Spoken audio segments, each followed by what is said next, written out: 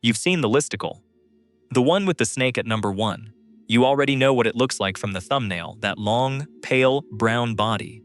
The kind of snake that looks like it belongs on a dusty road in a documentary you half-watched. You've seen the comments. It's the most venomous, but it's shy. No one has ever died from one. They're actually really chill.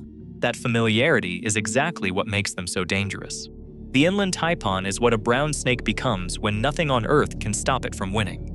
It has a strike so fast you won't see it, venom so potent it doesn't need to hold on, and a targeting system designed for mammals that move like you do. In the Channel Country of southwestern Queensland, in 2012, a 17-year-old boy walked into a hospital with a bite on his hand, and doctors realized he had less than an hour before his blood would stop clotting. He survived. Most wouldn't have made it to the waiting room. Let's talk about what that actually means. The Inland Taipan Oxyuranus microlepidotus is, by the metric that matters, the most venomous land snake on the planet. It has an LD50 of 0.025 mg cogras. That number means it takes 25 thousandths of a milligram of venom per kilogram body weight to kill half of a test population. For a human, the estimated lethal dose is just 1 milligram. 1 milligram. A single snake carries an average of 44 milligrams of venom in its glands, with some specimens yielding up to 110 milligrams. That is enough to kill 250,000 mice or 125 adult men in a single bite. But numbers don't move you. So think of it this way. The venom in one bite is the equivalent of 100 fully grown human beings, dead, from a liquid volume smaller than a drop of water. The snake itself is usually between 1.8 and 2.5 meters long, about the length of a large SUV, and weighs only 1 to 2 kilograms. It is a slender, streamlined package of precision chemistry.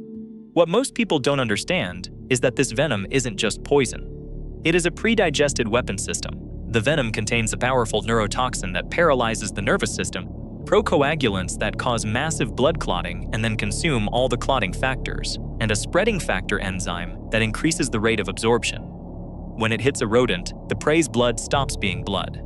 It turns into a thick, unusable sludge while the nervous system shuts down.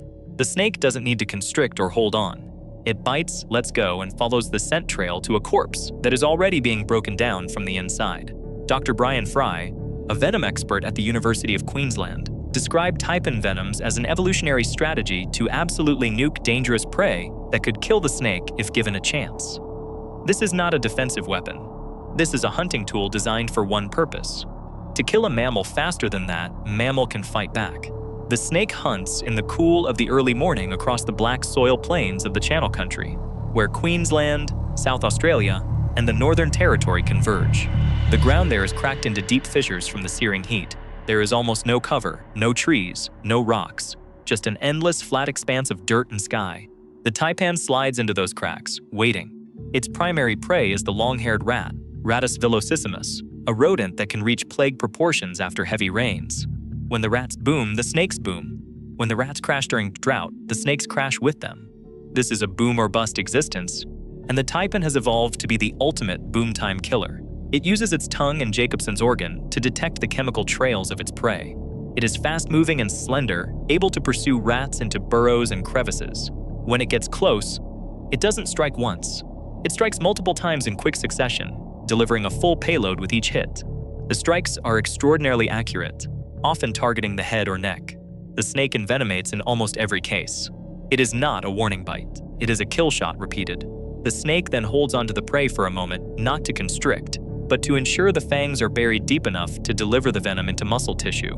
Then it releases and waits. The rodent runs. It doesn't get far.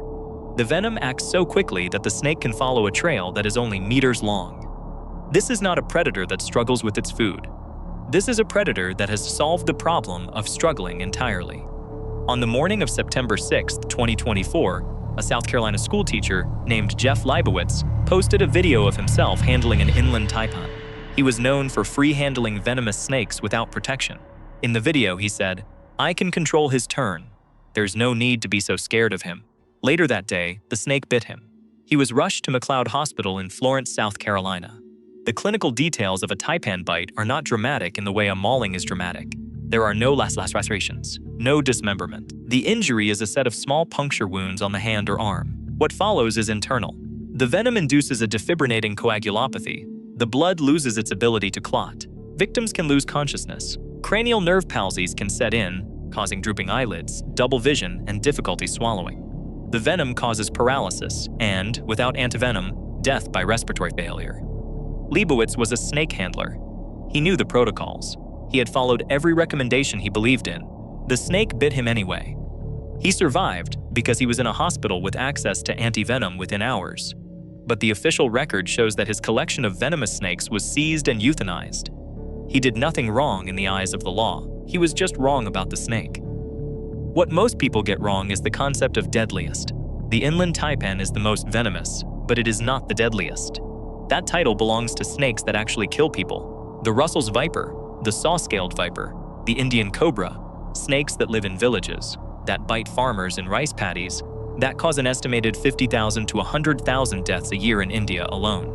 The taipan lives in one of the most remote, inhospitable regions on Earth. It is reclusive. It is shy. It flees from humans. There are no confirmed human deaths from an inland taipan bite in the wild. That is not a quirk. That is a design feature of its habitat. It is not that the snake is safe.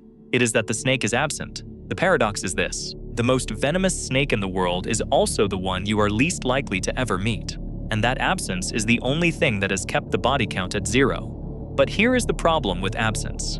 It creates a vacuum of information. It allows the internet to fill the space with videos of handlers like Jeff Leibowitz, who treat the snake like a pet, who claim they can control its turn, who normalize the idea that this level of toxicity is somehow manageable. It is not. The taipan's venom is not a defense mechanism. It is an offensive weapon designed to kill mammals that can fight back.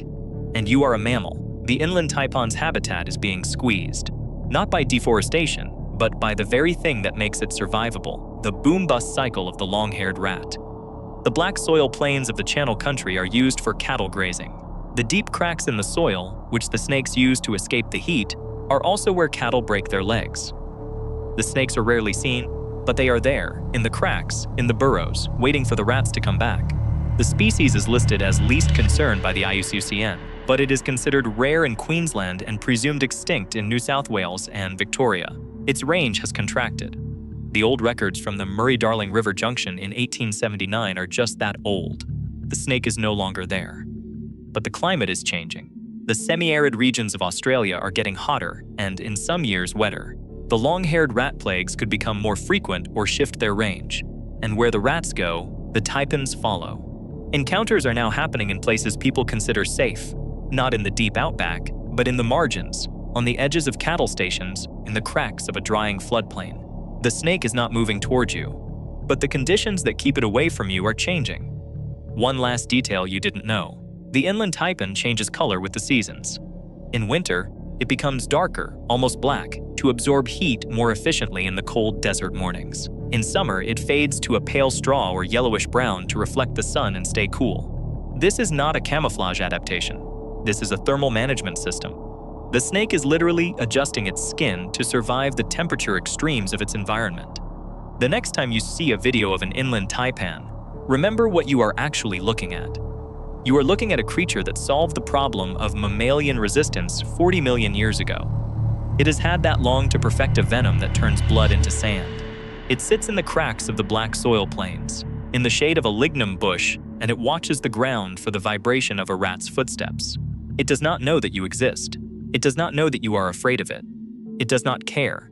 And it is still out there, in the Channel Country, in the heat, in the silence, waiting for the rats to come back. And no one is filming that one.